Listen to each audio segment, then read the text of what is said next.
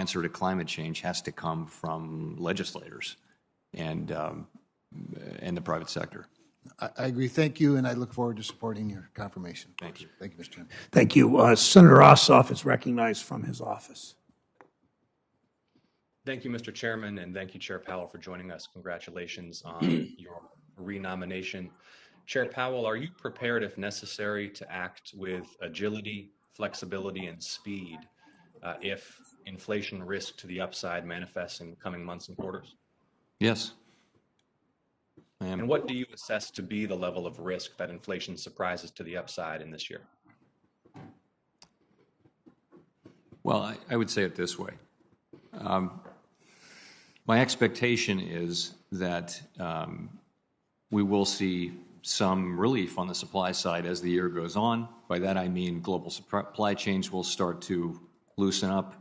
The shortages will start to be lesser.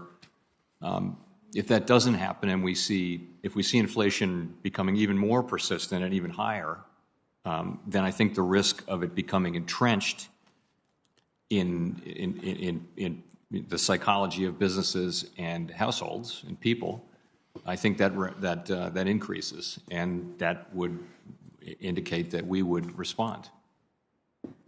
Thank you, Chair Powell. And you've noted that the Fed and many mainstream economic forecasters had difficulty anticipating the supply chain bottlenecks, the labor shortages, the difficulty with which the global economy would add supply in response to the return of demand and demand stimulated by government policy. How can the Fed improve its modeling such that it's not surprised by those macroeconomic dynamics in a future crisis? So I think this is a unique situation. We don't have 10 pandemics to look back on and say, oh, these are the common features when the global economy shuts down to deal with a global pandemic. It was all just new, and it wasn't the problem, strictly speaking, isn't the models, it's the assumptions you put in the models, right? So I wouldn't blame the models. Really, it just is that we and other forecasters, we believed, based on our analysis and discussions with people in industry, that the supply side issues would be alleviated more quickly than now appears to be the case, substantially more quickly. We believed that we would have seen material relief on the supply side. We also thought, by the end of last year, we also thought that there would be a much more significant return to the workforce than has turned out to be the case.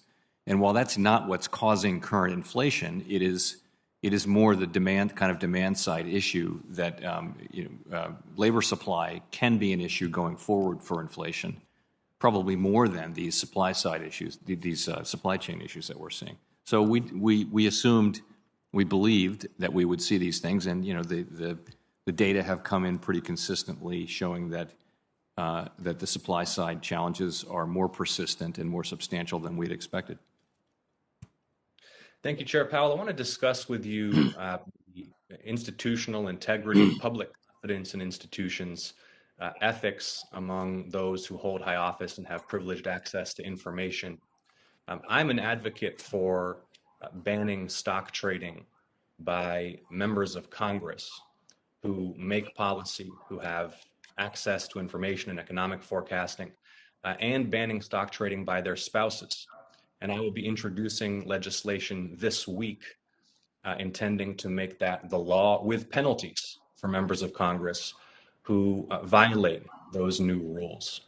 We had this week the resignation of another senior Fed official related to controversy about their stock trading. How widespread is the practice of stock trading, management of one's own portfolio at senior levels in the Fed? Do you agree that it undermines public confidence in the institution? Will you work with this committee to advance legislation? I know the chairman has proposed some to end that practice. And will you comply with any lawful requests or commands for records or information by this or other congressional committees to examine those trades and their propriety?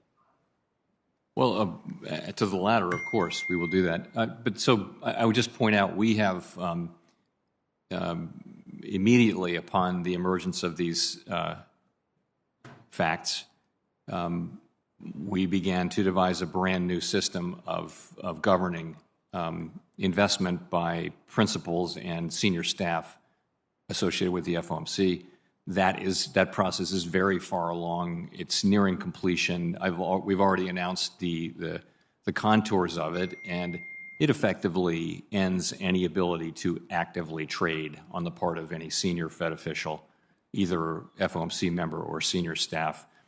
You can't purchase any equities.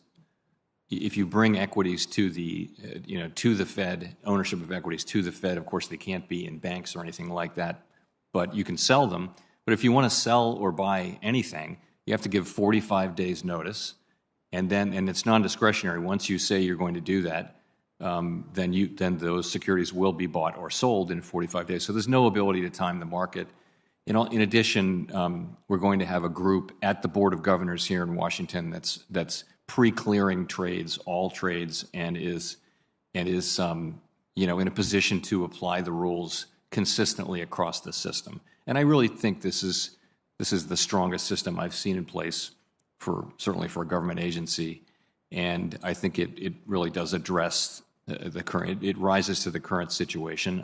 I completely agree that the public's faith that we are working to their benefit is absolutely critical. Thank you, Chair Powell. Will you provide the outlines of that proposal to this committee as soon as possible? We've already announced it, and we're very much at the point of being ready to adopt it.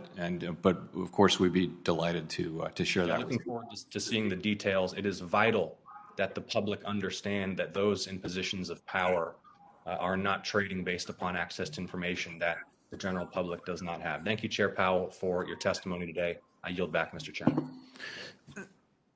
Senator Daines from Montana.